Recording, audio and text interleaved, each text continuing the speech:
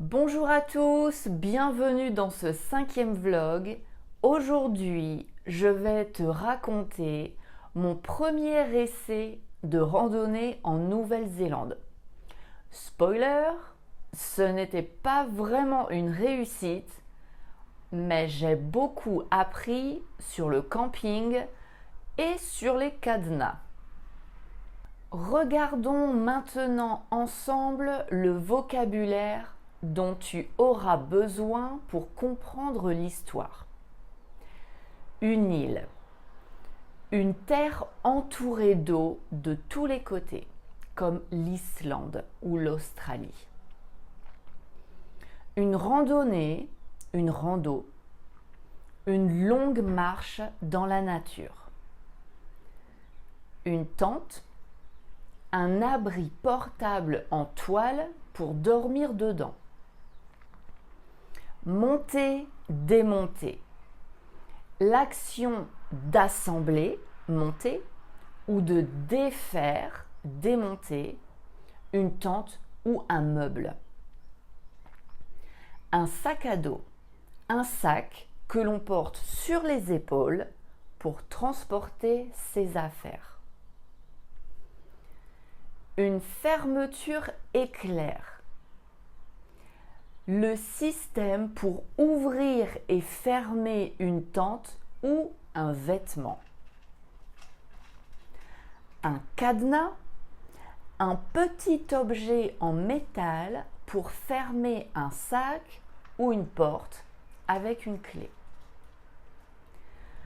Un sac de couchage, un grand sac chaud pour dormir quand on fait du camping. Pleuvoir, la pluie, quand l'eau tombe du ciel. Une montée, une descente, une portion de chemin qui monte ou qui descend. S'infiltrer, quand un liquide comme l'eau passe lentement à travers quelque chose. Écourter, rendre quelque chose plus court que prévu. C'est parti pour l'histoire. La Nouvelle-Zélande est l'endroit idéal pour la randonnée. Alors, je voulais vraiment en faire beaucoup. Mais comme je n'avais aucune expérience, mes premières tentatives ont été un désastre.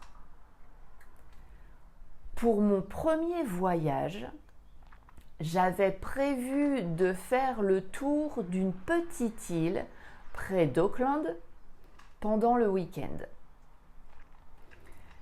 Il n'y avait pas de smartphone à l'époque. Alors, j'imagine que j'ai dû acheter une carte. Je ne m'en souviens plus vraiment. J'ai pris le ferry pour me rendre sur l'île, puis un bus pour arriver à l'endroit où je voulais commencer ma marche. Je suis arrivée dans un magnifique camping désert près d'une plage. J'ai monté ma tente. J'ai mis tout mon équipement à l'intérieur et j'ai fermé la fermeture éclair avec un petit cadenas. Je suis allée me promener sur la plage, un peu inquiète à cause des nuages sombres au loin. Quand je suis revenue à ma tente, j'ai réalisé que j'avais laissé les clés du cadenas à l'intérieur de mon sac à dos, qui était lui-même à l'intérieur de la tente. C'était un bon début. J'ai dû démonter la tente et la secouer pour faire glisser mon sac vers l'avant.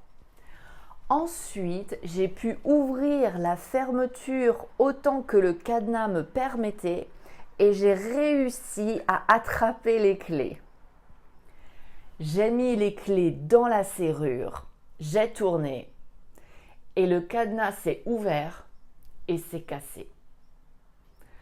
Je ne pense pas avoir refermé une tente avec un cadenas depuis ce jour. Je me suis glissée dans mon sac de couchage, un peu effrayée parce que c'était la première fois que je dormais dehors toute seule. Je n'ai pas beaucoup dormi cette nuit-là à cause de la peur et parce qu'un orage violent a éclaté. Il a plu tellement fort que l'eau a commencé à s'infiltrer dans la tente. Je me suis levée très tôt pour trouver refuge dans le bloc sanitaire du camping afin de ranger mes affaires et essayer de sécher la tente. Une fois l'orage passé, j'ai commencé ma randonnée. L'île était petite, mais je n'avais pas pris en compte toutes les collines. Ce qui était une randonnée facile dans mon esprit s'est transformé en montée et descente difficile sur un terrain boueux et glissant. Et même s'il ne pleuvait pas continuellement, des rideaux de pluie traversaient l'île de temps en temps. C'était plutôt amusant parce que je pouvais les voir arriver. J'avais assez de temps pour mettre mon poncho sur moi et mon sac à dos pour attendre que la pluie passe. Finalement, j'ai écourté mon voyage et je suis rentrée à la maison.